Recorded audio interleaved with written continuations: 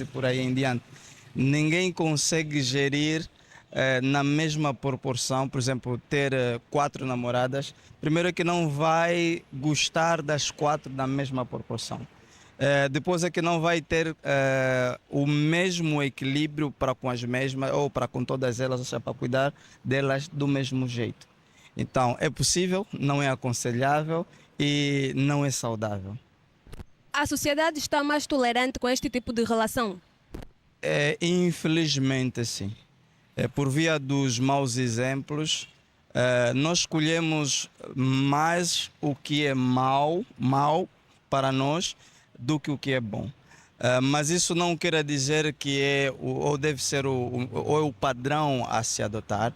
E como cristão, acredito que essa é uma das nossas maiores responsabilidades, alertar sobre o plano de Deus para as pessoas, porque não é que nós diabolizamos o namoro, é que tudo na vida tem um propósito. E como há um propósito, e esse propósito é Deus quem dá, então acreditamos que a nossa missão é informar a sociedade para que não apenas venhamos a ter uma sociedade mais saudável, mais equilibrada e famílias melhores estruturadas. Isso porque existem relacionamentos desestabilizados hoje, pessoas casadas, alguns que não conseguem permanecer durante muito tempo num casamento ou relacionamento por via de muitas tentativas, acreditando que talvez não seja essa, não é a Maria, não é a Joana, não é a Antonieta, e ela vai vendo, ou ele ou ela vai vendo muitos erros nas pessoas, acreditando que talvez esteja unicamente nelas e nunca em nós mesmos, porque normalmente é isso que a sociedade nos tem ensinado.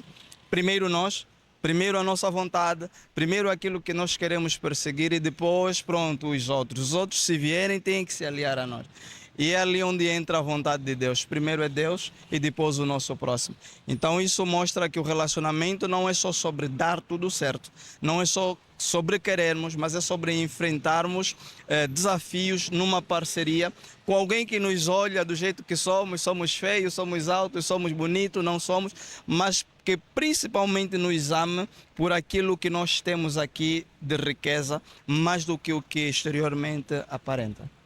Para si, isso é liberdade ou falta de princípios? Bem, liberdade não é libertinagem. Nós às vezes confundimos liberdade.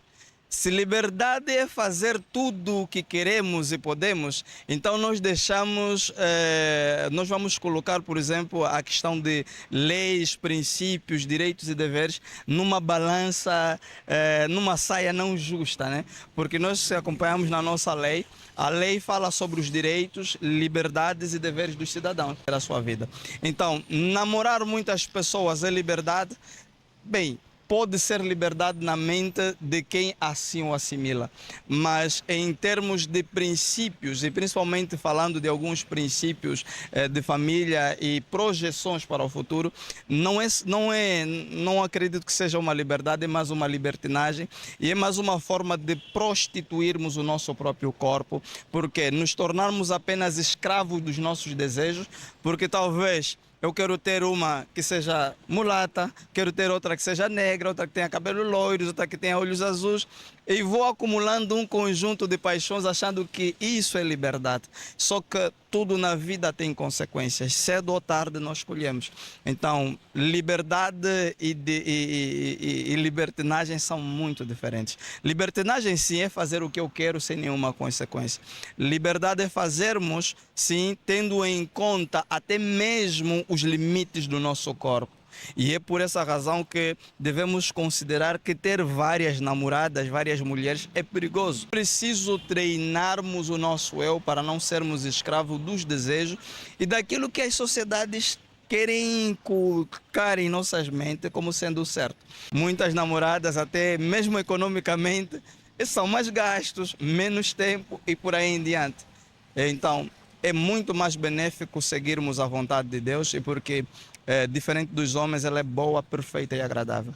E qual seria a sua reação se descobrisse que está a ser a segunda opção numa relação?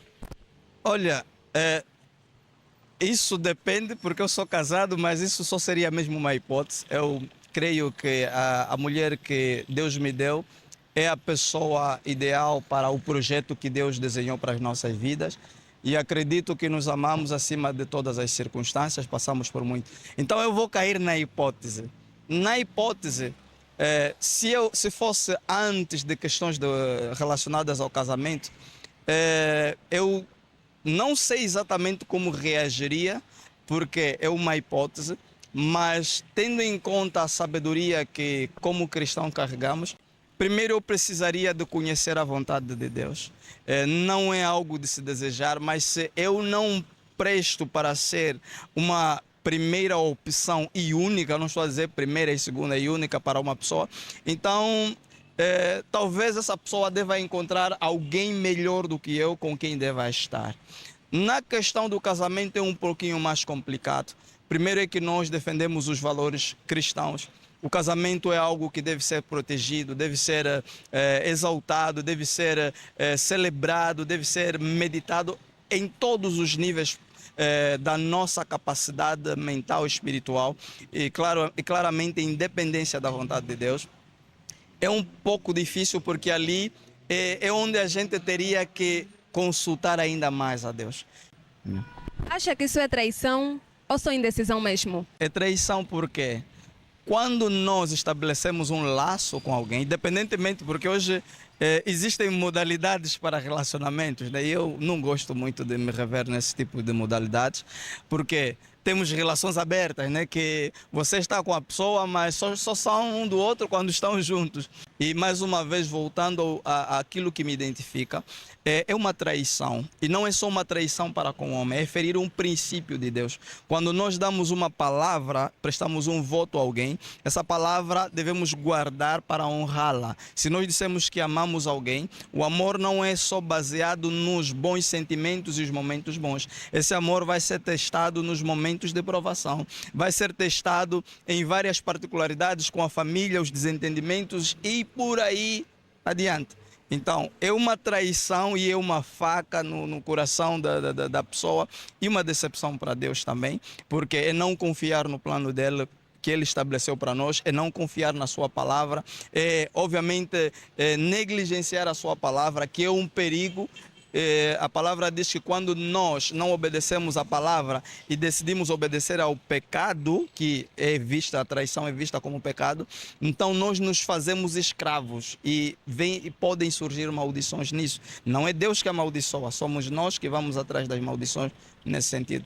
Então é traição, a Bíblia chama de adultério para o caso de solteiros e chama também de adultério para o caso dos casados e prostituição para os solteiros.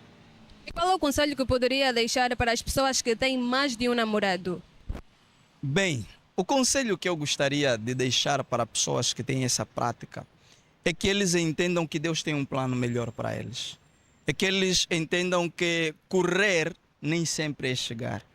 E nem sempre correr é alcançar o melhor. Por vezes o que parece melhor são restos. E são experiências que eu vivi, tanto no namoro quanto no casamento, que existem coisas que nós só vamos experimentar se nós aceitarmos ter uma conexão firme com Deus. Então eu aconselho para que essas pessoas possam se rever no plano de Deus para as suas vidas.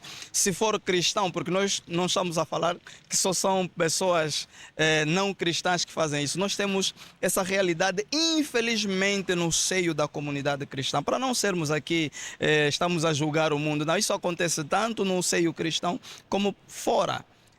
Então, é preciso nós ajudarmos as pessoas a compreenderem que existe um plano perfeito. Existe um estado em Cristo em que você se sente satisfeito. E essa satisfação extrapola toda a compreensão física, material e temporal. Ou seja, existe uma felicidade, uma alegria que se experimenta num relacionamento verdadeiro e segundo a vontade de Deus, que não é possível experimentarmos onde o egoísmo de termos vários parceiros, várias parceiras, se faz presente. Porque quando